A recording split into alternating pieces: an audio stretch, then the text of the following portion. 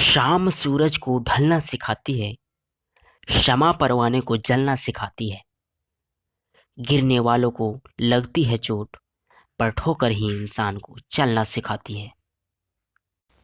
Hello दोस्तों, नमस्कार। मैं अनिस सर, आप सभी का स्वागत है मेरे YouTube channel online study warriors में। आज के इस वीडियो में हम बात करने वाले हैं क्लास 9 का चैप्टर 1 फ्रांसीसी क्रांति। इससे संबंधित सभी महत्वपूर्ण क्वेश्चन करेंगे, जहां से एग्जाम्स में क्वेश्चन पूछे जाएंगे। तो चलिए शुरुआत करते हैं। क्वेश्चन नंबर 1, फ्रांस की क्रांति की शुरुआत कब हुई थी? तो इसका राइट आंसर क्या हो जाएगा? ऑप्शन सी, 14 जुलाई 1789 को। और कहाँ से हुई थी? तो पेरिस नगर से हुई थी। पेरिस नगर फ्रांस की राजधानी भी है। सेकेंड क्वेश्चन, लुई 16वां फ्रांस की गद्दी पर कब बैठा था? तो इसका राइट आंसर क्या हो जाएगा? ऑप्शन डी, 1774 ईस्वी को।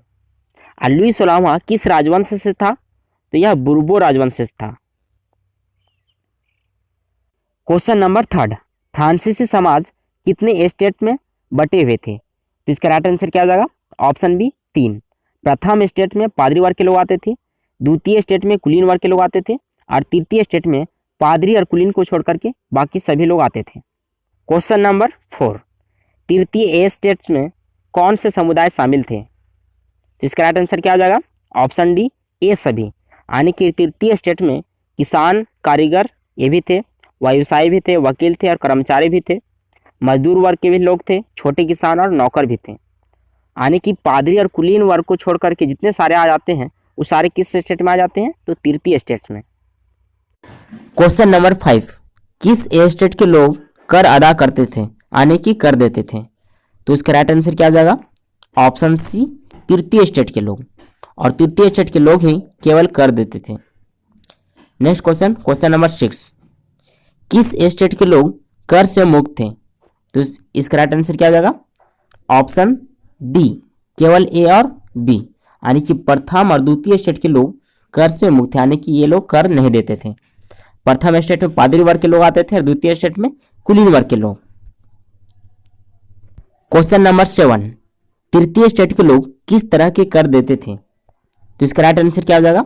ऑप्शन डी, ए सभी। यानी कि तृतीय स्टेट के लोग 3 तरह के कर देते थे। पहला टाइद, जो धार्मिक कर था, दूसरा टाइल, जो प्रत्यक्ष कर था, और तीसरा अप्रत्यक्ष कर। नेक्स्ट क्वेश्चन, क्वेश्चन नंबर 8, तृतीय स्टेट के लोगों द्वारा दी जाने वाली टाइद, जो एक धार्मिक कर था, कृषि उपज का कितना हिस्सा होता था? जिसका राइट आंसर क्या हो जाएगा? ऑप्शन ए, 1/10, यानी कि 10 भाग का 1 भाग। क्वेश्चन नंबर 9, नमक और तंबाकू जैसे रोजाना उपभोग के वस्तुओं पर किस तरह का कर लगाया गया था? तो इसका राइट आंसर क्या हो जाएगा? ऑप्शन सी, अप्रत्यक्ष कर। नेक्स्ट क्वेश्चन, क्वेश्चन नंबर 10, मैं ही राज्य हूं और मेरे कथन ही कानून है, यह कथन किसकी है? तो इसका राइट आंसर क्या हो जाएगा?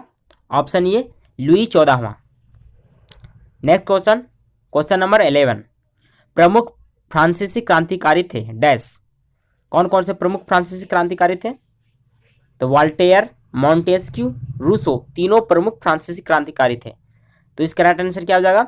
ऑप्शन डी, इनमें से सभी। क्वेश्चन नंबर 12, 100 चूहों की अपेक्षा एक सिंह का शासन उत्तम है, यह कथन किसकी है? तो इसका राइट आंसर क्या हो जाएगा? ऑप्शन ए, वॉल्टेयर की। नेक्स्ट क्वेश्चन, क्वेश्चन नंबर 13, मध्य वर्ग में किस तरह के लोग शामिल थे? तो जो मध्य वर्ग का उदय हुआ था उसमें बुद्धिजीवी वर्ग के भी लोग थे, बड़े व्यवसायी और व्यापारी वर्ग के भी लोग थे, और कर्मचारी और वकील वर्ग के भी लोग थे। तो इसका राइट आंसर क्या हो जाएगा? ऑप्शन डी, ये सभी। क्वेश्चन नंबर 14, 1789 में फ्रांसीसी क्रांति की शुरुआत किस शहर से हुई थी? तो इसका राइट आंसर क्या हो जाएगा? ऑप्शन ए, पेरिस। पेरिस में 14 जुलाई को लोगों ने बास्तिल के किलों को विध्वंस करके इस क्रांति की शुरुआत की थी। क्वेश्चन नंबर 15, फ्रांस का राष्ट्रीय गान खालिस्तान है, तो फ्रांस का राष्ट्रीय गान क्या है? मार्सिले। इसका राइट आंसर क्या हो जाएगा? ऑप्शन बी, मार्सिले, जिससे पहली बार मार्सिलेस के स्वयंसेवकों द्वारा पेरिस की ओर कूच करते हुए गाया गया था। इसीलिए फ्रांस के राष्ट्रीय गान को मार्सिले नाम रखा गया। क्वेश्चन नंबर 16, जैकोबिन क्लब की स्थापना किसने की थी? इसका राइट आंसर क्या हो जाएगा? ऑप्शन सी, रॉबेस्पियर ने। Next question, question number 17, Jacobin club के सदस्यों को क्या कहा जाता था? तो इसका राइट आंसर क्या हो जाएगा? ऑप्शन ए, शौकुलात। क्वेश्चन नंबर 18, देशद्रोह के आरोप में लुई 16वां को कब फांसी दी गई थी? तो इसका राइट आंसर क्या हो जाएगा? ऑप्शन बी, 1793 में। और इसके बाद जो इसकी पत्नी थी मैरी एंटोइनेट, उसका भी यही असर हुआ था, यानी कि उन्हें भी फांसी पर लटका दिया गया।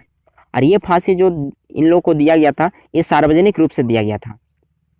Question number 19, Napoleon Bonaparte France का सम्राट कब बना था? तो इसका राइट आंसर क्या हो जाएगा? ऑप्शन बी, 1804 को। 1804 में नेपोलियन बोनापार्ट खुद को फ्रांस का सम्राट घोषित कर लिया था। नेक्स्ट क्वेश्चन नंबर 20, आधुनिक फ्रांस का निर्माता किसे कहा जाता है? तो इसका राइट आंसर क्या हो जाएगा? ऑप्शन सी, नेपोलियन बोनापार्ट को। नेक्स्ट 21, इंग्लैंड को बनियों का देश सर्वप्रथम किसने कहा था? तो इसका राइट आंसर क्या हो जाएगा? ऑप्शन ए, नेपोलियन नहीं, इंग्लैंड को सर्वप्रथम बनियों का देश कहा था। क्वेश्चन नंबर 22, नेपोलियन जब फ्रांस का सम्राट बना तो उन्होंने कौन कौन से कार्य किया? इसका राइट आंसर क्या हो जाएगा?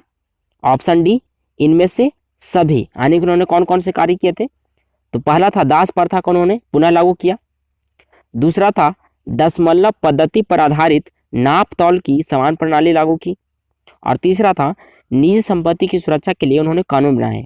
इसके अलावा भी उन्होंने कई कार्य किए थे, तो ये उसके मुख्य कार्य थे। नेक्स्ट क्वेश्चन नंबर 23, वाटरलू के युद्ध में मित्र राष्ट्रों की सेना ने किसे पराजित कर बंदी बना लिया था? तो इसका राइट आंसर क्या हो जाएगा? ऑप्शन ए, नेपोलियन बोनापार्ट को। और वाटरलू के युद्ध में जो 1815 ईस्वी में हुआ था, इसमें नेपोलियन की हार हुई थी। और हार जाने के बाद मित्र राष्ट्रों की जो सेना थी, नेपोलियन को बंदी बना करके ले गए थे। क्वेश्चन नंबर 24, दास प्रथा की शुरुआत कब हुई थी? तो इसका राइट आंसर क्या हो जाएगा? ऑप्शन सी, 17वीं शताब्दी में। और कहाँ से हुई थी? तो अफ्रीका के बोर्दे या नान्ते बंदरगाह से हुई थी। और 17वीं शताब्दी कब से कितने ईस्वी तक को कहा जाता है? तो 1600 ईस्वी से लेकर के 1700 ईस्वी तक के बीच के काल को 17वीं शताब्दी के नाम से जाना जाता है। क्वेश्चन नंबर 25, फ्रांस का संविधान कब बनकर के तैयार हुआ था? तो इसका राइट आंसर क्या हो जाएगा? ऑप्शन ए, 1791 में। और फ्रांस के संविधान के निर्माण में मिराबियो और आबे सिए की मुख्य भूमिका रही थी। जिस प्रकार से भारतीय संविधान में डॉक्टर भीमराव अंबेडकर की भूमिका थी, उसी प्रकार से फ्रांस के संविधान में मिराबियो और आबे सिए की भूमिका महत्वपूर्ण रही थी। Next question, question number 26, France कब एक गणतंत्र देश बना था? तो इसका राइट आंसर क्या हो जाएगा? ऑप्शन ए, 21 सितंबर 1792 को। Next question, question number 27, France के संविधान के अनुसार सक्रिय नागरिक किन्हें कहा जाता था? तो इसका राइट आंसर क्या हो जाएगा? ऑप्शन ए, जिन्हें वोट देने का अधिकार था उन्हीं को सक्रिय नागरिक कहा जाता था। क्वेश्चन नंबर 28, फ्रांस में महिलाओं को मत देने का अधिकार कब मिला? तो इसका राइट आंसर क्या हो जाएगा? ऑप्शन डी, 1946 को। हालांकि फ्रांस 1792 में ही गणतंत्र हो गया था, लेकिन महिलाओं को काफ़ी लंबी संघर्ष करनी पड़ी। और काफ़ी लंबी संघर्ष करने के बाद 1946 में उन्हें मत देने का अधिकार मिला। क्वेश्चन नंबर 29, सही मिलान कीजिए। एक तरफ फ्रांसीसी संविधान में वर्णित कुछ प्रतीक दिए हुए हैं और दूसरी तरफ उसके अर्थ दिए हुए हैं। तो चलिए इसको मिलान करते हैं। पहला है टूटी हुई जंजीर। टूटी हुई जंजीर का मतलब क्या होता है? दासों की आज़ादी, यानी कि पहला का क्या हो जाएगा? बी। दूसरा देखते हैं राजदंड। राजदंड का मतलब क्या होता है? राजदंड शाही सत्ता का प्रतीक था, यानी कि दूसरा का ये हो जाएगा। तीसरा है अपनी पूंछ मुंह में लिए सांप। इसका मतलब क्या था? समानता का प्रतीक, यानी कि तीसरा का क्या हो जाएगा? डी। चौथा देखते हैं नीला सफेद लाल। नीला सफेद लाल क्या है? तो फ्रांस का राष्ट्रीय रंग है। पांचवा है विधि पट। विधि पट का मतलब क्या था कि कानून की नज़र में क्या है, सभी समान है, सभी को कानून क्या है, समान दृष्टि से देखेगा। तो इसका राइट आंसर क्या हो जाएगा, option B. Question number 30, France के गणतंत्र होने के बाद कितना से कितना तक के काल को आतंक का काल कहा जाता है। तो इसका राइट आंसर क्या हो जाएगा, ऑप्शन सी 1793 से 1794 में। यानी कि फ्रांस जब गणतंत्र बना तो उसके बाद रोबेस्पियर वहाँ का शासक बना और आतंक राज शुरू कर दिया, जिसे 1994 में गिलोटिन पर लटका दिया गया। गिलोटिन क्या होता था, तो गिलोटिन वैसा एक तरह से मशीन होता था जहाँ पे लोगों का धड़ से सर अलग कर दिया जाता था, यानी उसका सर काट दिया जाता। अगर वीडियो अच्छी लगी हो तो वीडियो को लाइक और शेयर करें और चैनल को सब्सक्राइब कर बेल आइकन प्रेस कर लें ताकि मेरी हर एक वीडियो आप तक सबसे पहले पहुंचे। धन्यवाद।